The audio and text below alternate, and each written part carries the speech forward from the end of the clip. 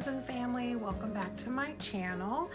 Thanks for tuning in. If you're new here, my name is Dee, and if you're interested in learning about tarot cards, please stay tuned in and we'll be right back.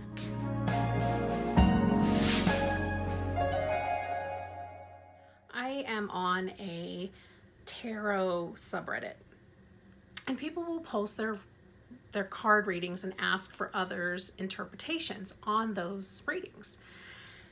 And over the last couple years, I was like, this is a really good way for me to see how I do just interpretation without my books. And so I've been trying to interpret other people's cards. And I'll let them know in the comments what I see.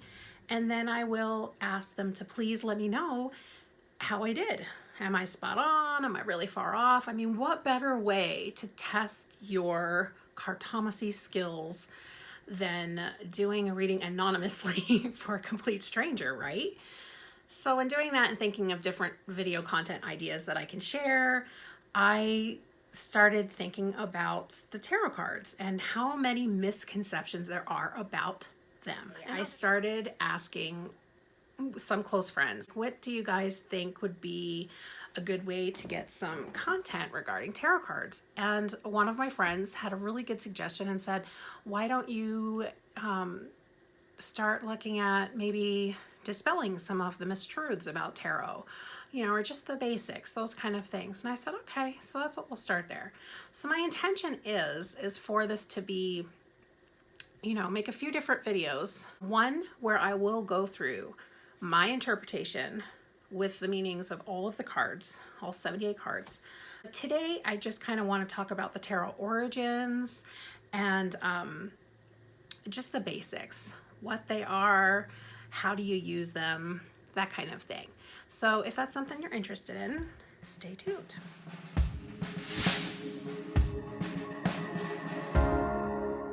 The deck that I learned on was the Rider-Waite Tarot. That is probably the most common one that you will see in movies. And that was created in 1910. So, but this is a beginner's tarot deck that I got over the last couple of years, and it's called Secrets of Tarot, and it comes with a deck and it comes with a little book. And the reason I'm bringing this out is just because it's what's here in my room. I will be honest, I totally bought this based on the cover. I just loved the little mandala, and I'm just a sucker for different cards, and I love art. And they're always very artsy. If you can see on here, there are little meanings for the cards on there. So it's good for someone who's just learning and they, want to start doing it, and the meanings are right on the cards, and they don't have to flip through a book. Or like the Rider-Waite Tarot deck comes with a booklet in it, and it has very brief meanings. I like the idea of learning on a deck with very basic meanings. Why? The reason for that is because if you are looking to develop your intuitive ability on reading cards and doing cartomancy, whether for yourself or your friends or whatever, you're going to do better with your intuition and your feeling of those cards. You can have a basic meaning, and then, Now there are wonderful decks. One of my favorite decks is also called the Gilded Tarot. I will also see if I can insert some of these pictures into here so you can see some of these decks. And that has a wonderful book that came with it, and they are very extensive definitions. They go into the whole imagery, the artwork on the cards, so this, a man stands with 9 wands to his back, 1 on guard, and it'll talk about like the whole image of it, let's just say. And then it will go into the basic meaning of that. But a lot of times the art is going to tell you a lot. So I'm not going to delve too much into all the cards and the meanings right now, because like I said, let's save that for a different video. If you just wanted to see some of these cards in this deck, and I believe I purchased this at Barnes & Noble. I was not 100% sure on the history of tarot cards, so I went to where all things are looked up on the internet, on Wikipedia. Wikipedia says that tarot cards were created somewhere around the 15th century in Europe. I also saw it in northern Italy specifically. They did not start out as divination cards. They started out as playing cards for different games. It wasn't until the 18th century that the cards became used for more cartomancy and divination purposes. Tarot decks consist of 78 cards. They're divided into 22 major arcanas and then 56 minor arcanas. Your major arcana cards are going to be like your big things, your major overview of the situation. And then the 56 minor arcana cards are broken into various suits. So there is 4 suits to also symbolize with the elements. So there are wands typically, or sometimes you will see rods. There are pentacles, or sometimes coins, swords, and cups. So swords are your astrological. They are also representative to me as cards that represent the struggle and the strength of life, life's lessons. They are those hard cards. Like you will see the 3 of Hearts is a heart with 3 swords pierced through it. And when I see that card and I've gotten that card, that means just tremendous heartbreak. That's how I feel when I see that card. So if that helps a little bit. Pentacles or coins are of the earth suit. They represent money, financial, material gain, all those things that are kind of physical, material gain in life. Then you have the cups, which are astrologically representative by water. These are matters of the heart, friendship, family, love. You know, they're those kind of cards. They're cards of feeling and emotion. There's wands or rods in some decks, and those are astrologically connected to this. Those seem to represent like travel, movement, your stance on things. They can represent struggles or battles that you're overcoming or wanting to leave. I know before I made the big move to move across country, I would get rods all the time that represented, you know, your need to leave, you're ready to leave, you're ready to start a new plan in life, all of these kind of things. So that's just the basics on the minor arcana and those suits. And they have like king, queen, page, knight. Sound familiar? It should. Okay, so so that's just kind of what they are and where they came from, as brief as possible.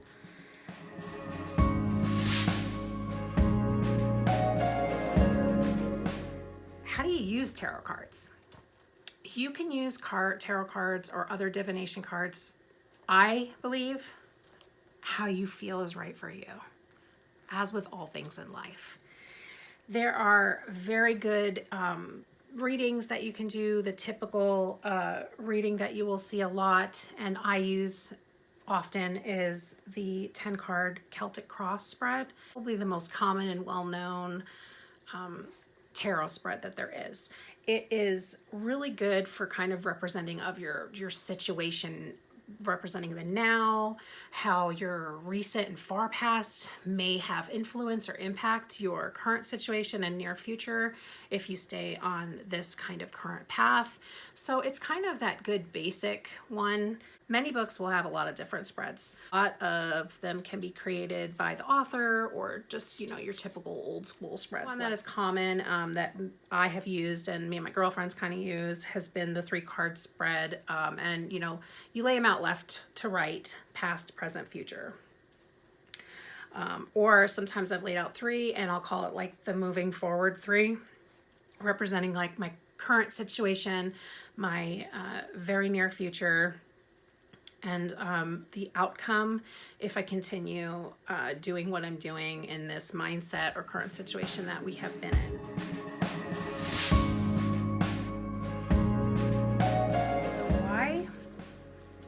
Why not? I think anything that is healthfully allowing you to self-explore your own mind and your own things, because whether you believe that cards are magical and they're going to tell you the future and whatever it is, they can be very insightful. It's a tool. It can be used to help incite inner reflection for yourself, and they're fun.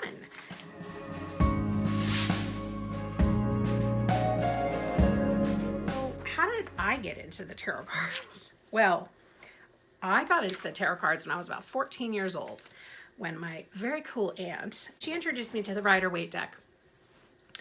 And she would just kind of use them for fun. You know, you're in that phase of, does this boy like me? Are we gonna be together forever? You know, you're just kind of, those are the things that you're asking about. And to my surprise, I got a lot of self-reflection from using the tarot cards. I did not have an easy childhood growing up. My life was very difficult growing up, as it is for many people. And I got swords all the time. And like I just said, swords with the struggle and the strife. And, you know, but they gave me hope, a way of reflection in a way that I did not understand when I was 14 years old. But they helped me through that time in my life, and it also helped me expand and explore my consciousness. I felt like I just fell in love with them, and I have had many decks since and gone, and I would gift my decks to friends that loved them, but I always seem to come back to the Rider-Waite deck, and that's probably just because it feels so special to me. The one that's easiest for me to kind of interpret through. There are so many beautiful decks, and they're all very, very similar. Don't be afraid to pick up an oracle deck. There's nothing evil about it or bad. Tools are going to be used how the person picking it up, uses it as. If you have darkness in your heart and you're angry, that is going to be represented in those cards. It's going to show you in an angry state in your life and chaos and all those things, right? Doesn't that just make sense? If you are, trying to live in the light and be happy, those are the things that are going to show up. Now, you can be a happy person and have dark things come up because, everybody has stress. So the other thing I just kind of just briefly wanted to touch on, and again, I will dive into all of these cards individually and deeper in a later video, but the movies love to tend to incorrect meanings. And just the couple that come to mind always, right, is death, the death card. The death card is always represented in movies as a death, a physical death. In reality, the death card does not mean that. It can mean a death of an old way of thinking. It leaves the way for rebirth in that way. It's the representation of that no change comes easy, but it's always part of the cycle and the flow of life. So that's just one.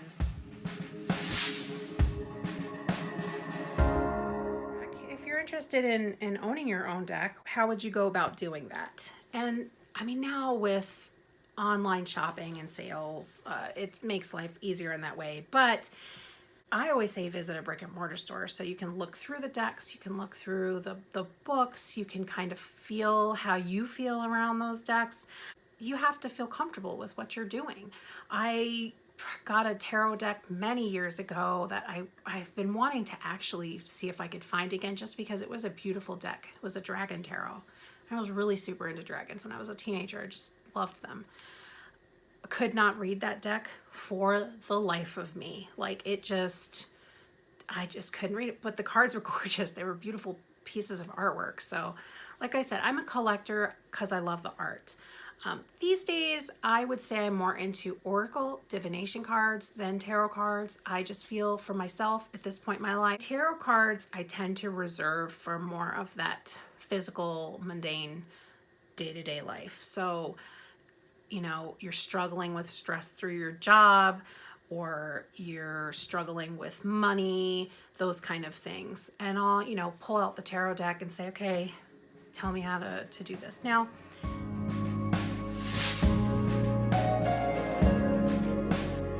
So you get your deck of cards. Now what? Now, old school way was when you got a deck of cards, you opened the card deck up and you cleansed it. There's various ways of old school ways of cleansing. I remember being taught you could lay your cards out in the moonlight, but the way for your cards to absorb your energy and become kind of yours and connect with you was to wrap them in, shuffle them really well, wrap them in a piece of silk and sleep with them under your pillow. I used to do this when I was learning. Do I do this anymore? No, I do not. I don't feel like it's necessary for me, but if it helps you feel more connected with your cards and, kind of just feel like it'll help you read them better, do it. Again, it ain't hurting nobody. If it ain't hurting nobody, go ahead. It's fine. Okay. I have met people that are so dogmatic about everything, whether it's their religion or, I had a friend that was a very good card reader and she was very dogmatic about, no, you had to do it this way. Life is not rigid, right? It has to bend and flow, not be brutally broken under pressure and then, beyond repair. That's not how it should be with all things, in my opinion. Okay, the other thing I do still like to do, and I think this was a Doreen Virtue thing. She did all the angel decks and everything. I don't know if she is doing that anymore because her life took her on a little different path, I believe, and things have changed for her. So I got my tarot deck here. So I just read cards for someone. And they're not someone I know, let's say. This is the hypothetical situation. They're not someone I know and need to cleanse these cards. So I will shuffle them. And I hold my intention to clean my cards with love and light and all that is good and possible in the world. Hold them. 1, 2, 3. And that is just like my thing to kind of shake that energy off, right? Like everything is energy, so just shake that energy right off. Again, do what feels right to you, okay? This is what I do. Okay, so shuffling of the cards, right? Asking questions. So, the cards are your tool for your intuitive knowing. Okay, gonna say that again. The cards are your tool for your intuitive knowing. So they're not going to tell you something that's not necessary for you to know now. So I've had people that, and that's fine, everybody each their own, but have the friends who are like, this is so crappy, I'm just gonna shuffle these cards and I'm just gonna disagree with everything that it says, and the thing is, why didn't it come out? Because they had no heart in it. They had no real intention for it. They're just shuffling in there because that person is not into it. They don't want that reading. On the other hand, when I would tell people to shuffle cards and I would do readings for them, I would say, here's the cards. Go ahead and close your eyes for a minute. Take a couple breaths. And just concentrate on how you're feeling. What's going on in your life, your situation. And when you feel like the cards have been shuffled enough or they're getting tight, then I want you to go ahead and break those cards into 3 piles from left to right. And then pick them up the same way you laid them down. And hand them to me. And then I'm going to lay out and I'm going to do your reading. That's just me. Like I said, I have 20 plus years experience, not professionally, just, doing them for myself and friends. And it's been a joy. It's been fun. I am a woo-woo person, I guess. I don't know.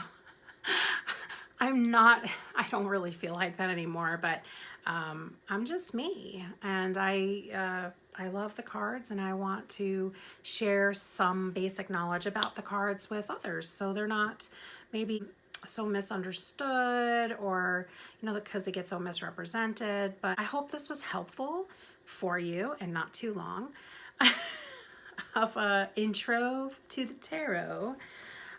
If you liked this video, please go ahead and hit that little like button. Please consider checking out my other content and hitting that subscribe button and little bell for notifications. I am enjoying making content for you guys, and I love to share what I know, and my different creative projects and also my health journey. And that's all for now. So I will be seeing you later. Have a great day. Everyone stay healthy and safe and live your best life with love and light in your heart. Have a good night.